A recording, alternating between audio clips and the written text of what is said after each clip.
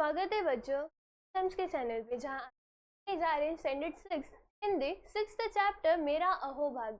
अब अहोभाग्य का मतलब क्या होता है? अहोभाग्य का मतलब होता है गुड लक। अब इसमें जो लेखक है वो अपने जीवन का एक जो स्मरण है, यानी कि एक जो मूवमेंट है वो यहाँ पर बता रहे। अब उस चीज में उनके साथ क्या ऐसा हुआ था जिसे गुड लक की तरह से देखते हैं, वो इस लेसन हम देखने वाले।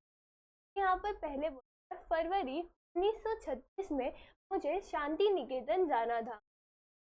वहाँ एक साहित्यिक कार्यक्रम होने वाला था। मैं बहुत ही उल्लसित था क्योंकि कार्यक्रम के अध्यक्षक स्वयं गुरुदेव रविंद्रनाथ जी करने वाले थे। निश्चित दिन कोलकाता से हम बहुत सारे लोग शांति निकेतन के लिए रवाना हुए। अब इस स्टोरी में क्या बोला गया स्टार्टिंग में कि फरवरी 1936 जो 36 उन्हें कहाँ जाना था? यहाँ पर शांति निकेतन में जाना था। अब वहां पर एक साहित्यिक प्रोग्राम होने वाला था, कार्यक्रम होने वाला था, जो और उसके वजह से वो बहुत ही ज्यादा उल्लसित थे, यानी कि बहुत ही ज्यादा खुश थे। अब उस कार्यक्रम के जो अध्यक्षता थे वो कौन थे? वो स्वयं रविंद्रनाथ टैगोर जी थे। अब वो बोलते हैं कि अब ये सब करने के बाद वो लोगों ने क्या किया, निश्चित कोलकाता से हम बहुत सारे लोग शांति के लिए रवाना हुए। लगभग एक दर्जन हिंदी वालों का यह दल शांति निकेतन के सुंदर अतिथि भवन में ठहराया गया। यह अतिथि भवन अशोक वृक्ष के सघन उपवन के बीचों बीच बनाया गया था।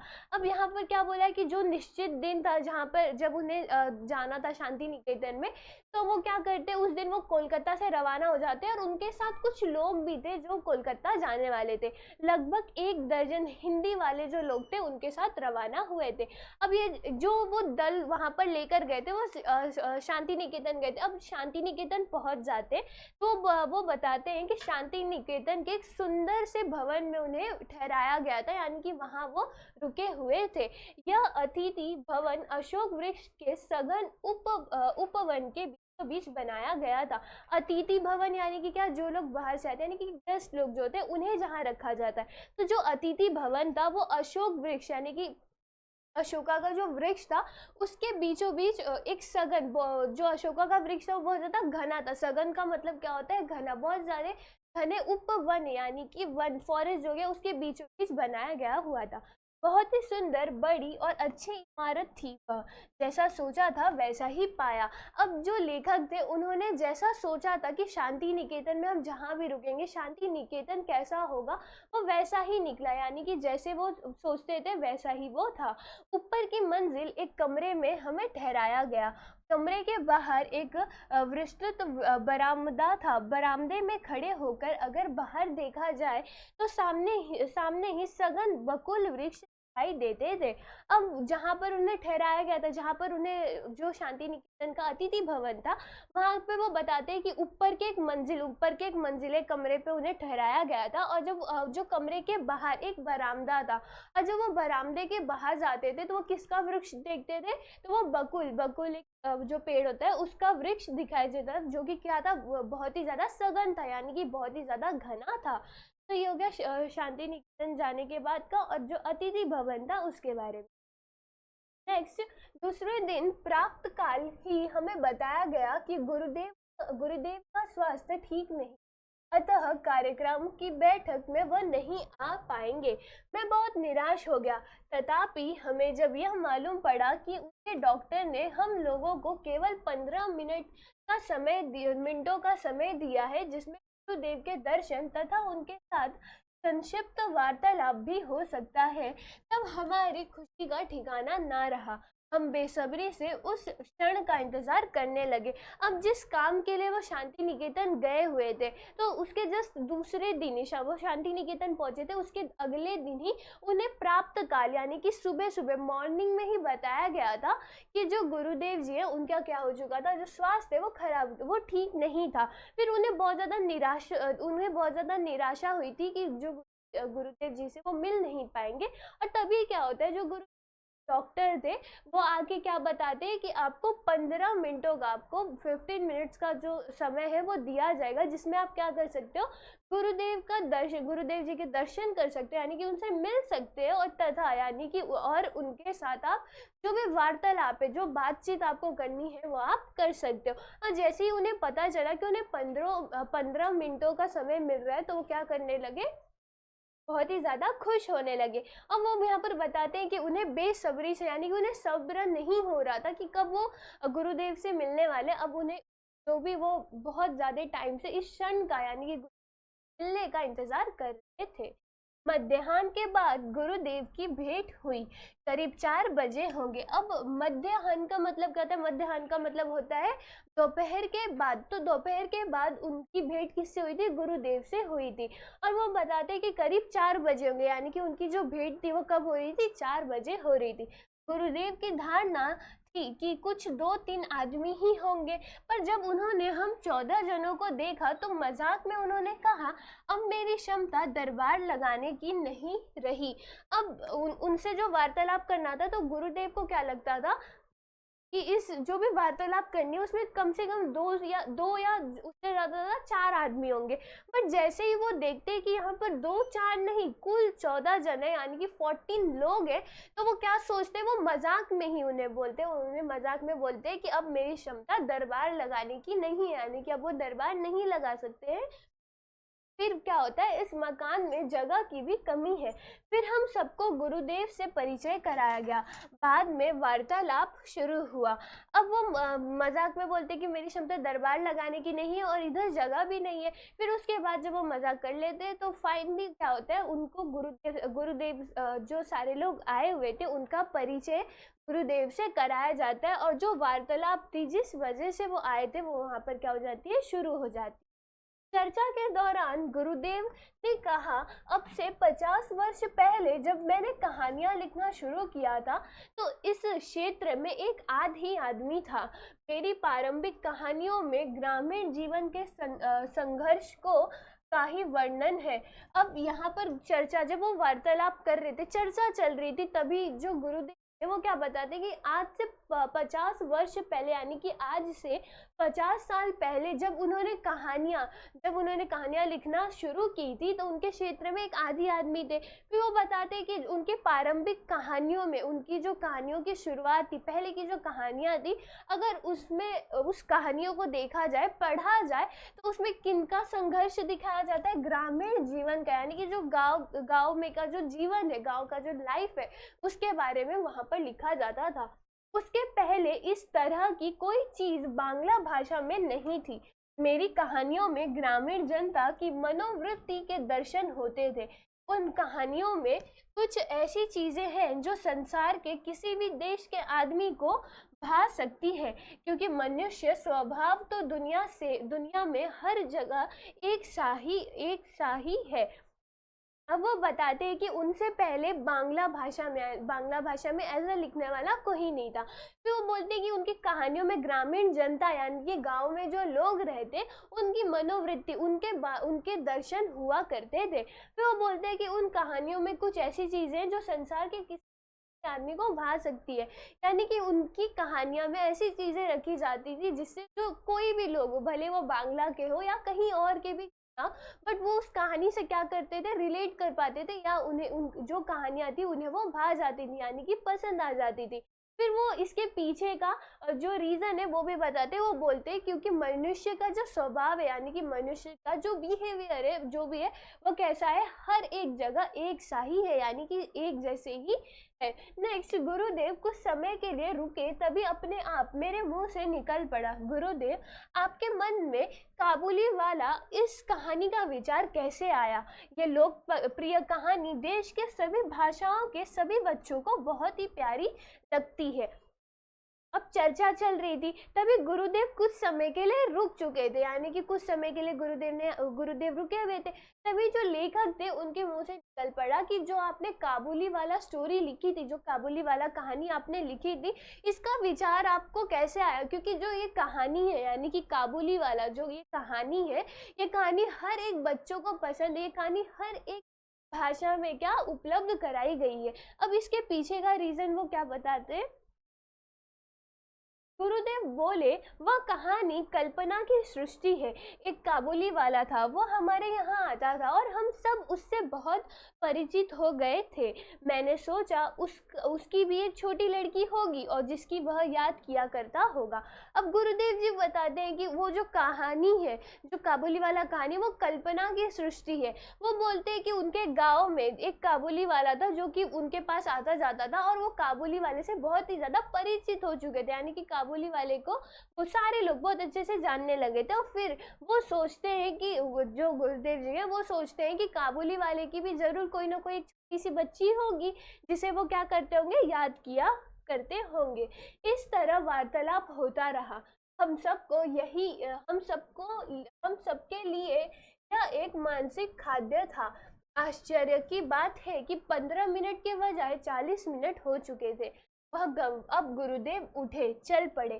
जाते जाते उन्होंने कहा, जब मैं ऐसे की वार्तालाप के लिए कम समय देता हूँ तब मेरी वह बात सचमुच ठीक ना मानिएगा, क्योंकि मुझे स्वयं लोगों से बातचीत करने में आनंद आता है। अब जो वार्तालाप है ऐसी चलती रह रही थी और फिर जो लेखक है वो बताते कि गुरुदेव जी से बात, जो वार्तालाप उन्होंने किया था वो उनके मानसिक यानी कि उनके मेंटल हेल्थ के लिए कैसा था, खाद का काम करता था। नेक्स्ट वो बोलते कि बहुत ही ज़्यादा आश्चर्य यानी कि शॉकिंग बात है कि हमें बात करने का समय तो सिर्फ 15 मिनटों का ही मिला था, बट अब उनको वार्तालाप बात करते करते कितना समय हो चुका था, 40 मिनट हो चुका था। अब 40 मिनट हो चुका था तो जो गुरुदेव थे वो क्या हुए, उठे और चल पड़े। और जाते जाते उन्होंने क्या कहा, जब मैं ऐसे किसी वार्तालाप के लिए कम समय देता हूँ तब मेरी वह बात सचमुच ठीक ना मानिएगा, क्योंकि मुझे लोगों से बात करने में आनंद आता है। अब जाते जाते गुरुदेव जी क्या बोलते हैं कि अगर मैं कम समय में कोई वार्तालाप करता हूँ, मैं उसमें जो भी बोलता हूँ तो उसे ज़्यादा सचमुच ठीक नहीं मानिए, क्योंकि वो क्या बोलते हैं कि मुझे से कम समय में नहीं बात करना, मुझे ज़्यादा लोग जितनी देर में लोगों से बात करता हूँ मुझे उसमें आनंद आता है। नेक्स्ट, हम सब ने गुरुदेव को धन्यवाद दिया और विदा ली। मैं अतिथि गृह के मेरे कमरे में वापस आया।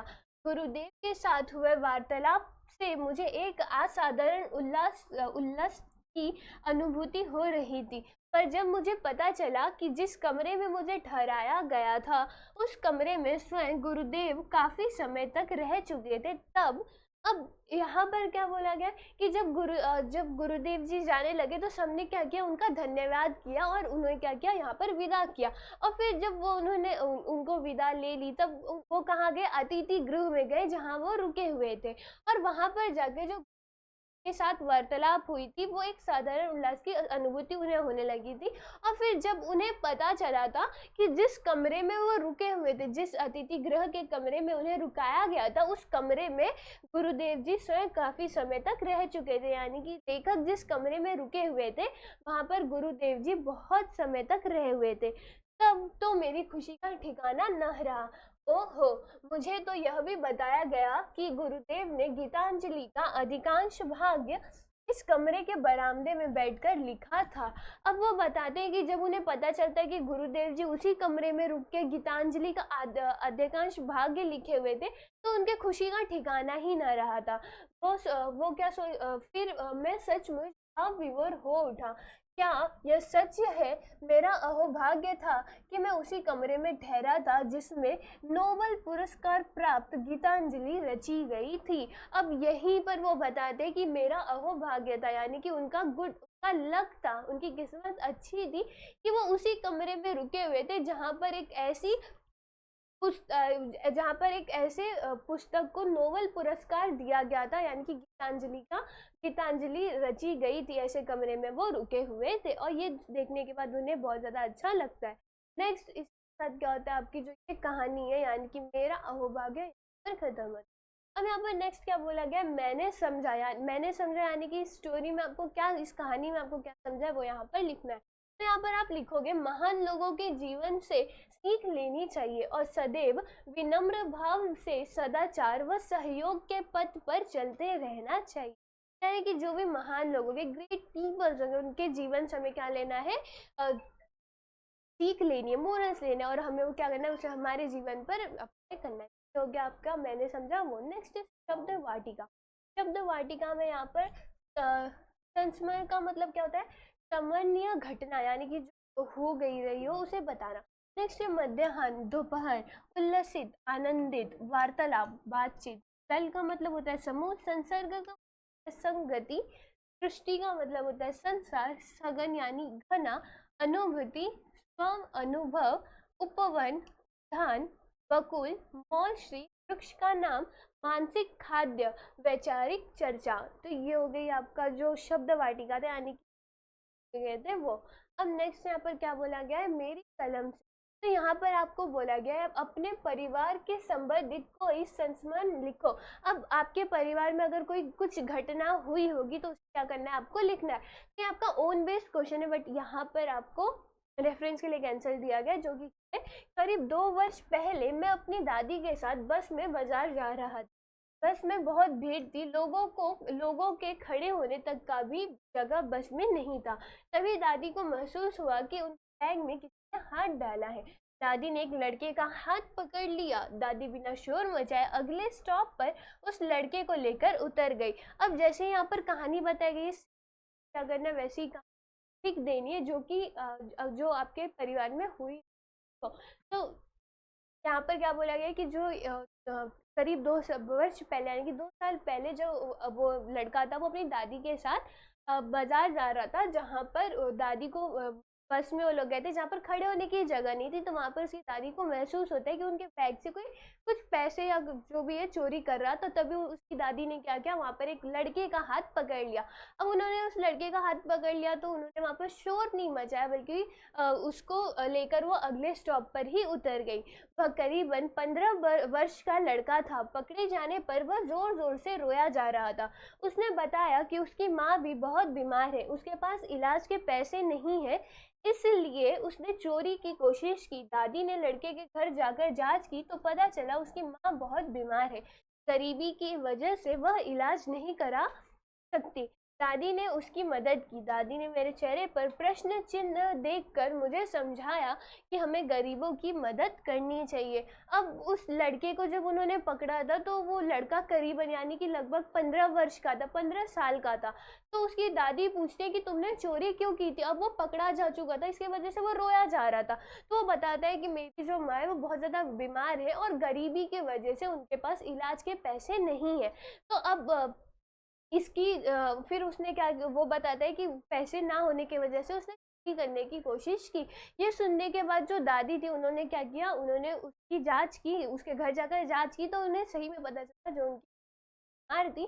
फिर दादी क्या करती है, उनको उनकी पैसे देकर इलाज करने में मदद करती है। और फिर जब लड़का लड़का वहाँ पर खड़ा था तो दादी उन्हें समझाती है कि अगर कोई दूसरे अगर गरीबों की मदद हो रही है तो हमें मदद करनी चाहिए। तो ऐसे ही अगर कोई यहाँ पर घटना है तो क्या करनी है, यहाँ पर लिख देनी है। अब नेक्स्ट यहाँ पर बोला गया है एक वाक्य में उत्तर लिखो। फर्स्ट यहाँ पर साहित्यिक कार्यक्रम कहाँ होने वाला था। जो साहित्यिक कार्यक्रम था वो कहाँ होने वाला था, शांति निकेतन में। तो इसका आंसर आप क्या, उत्तर क्या लिखोगे, साहित्यिक कार्यक्रम शांति निकेतन में होने वाला था।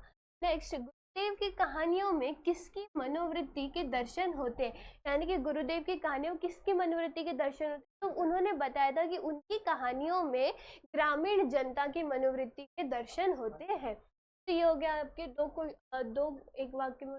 नेक्स्ट यहाँ पर संस्मरण में किस कहानी का उल्लेख किया गया है। तो यहाँ पर बोला गया संस्मरण में काबुली वाला कहानी का उल्लेख किया गया था। नेक्स्ट, लेखक आनंद विभोर क्यों हुए। जब लेखक को पता चला कि अतिथि गृह के जिस कमरे में वह ठहरे हैं उस कमरे के बरामदे में गुरुदेव ने गीतांजलि का अधिकांश भाग्य बैठकर लिखा था, तब वो आनंद विभोर हो उठे। यानी कि जब उन्हें पता चला था कि इसी कमरे में बैठकर गीतांजलि रची गई है तब वो बहुत ही ज्यादा खुश हो चुके थे। और इसी के साथ क्या होता है, आपका ये लेसन खत्म। होप आपको ये वीडियो समझी होगी। फिर मिलते हैं हम नेक्स्ट वीडियो में, तब बाय बाय एंड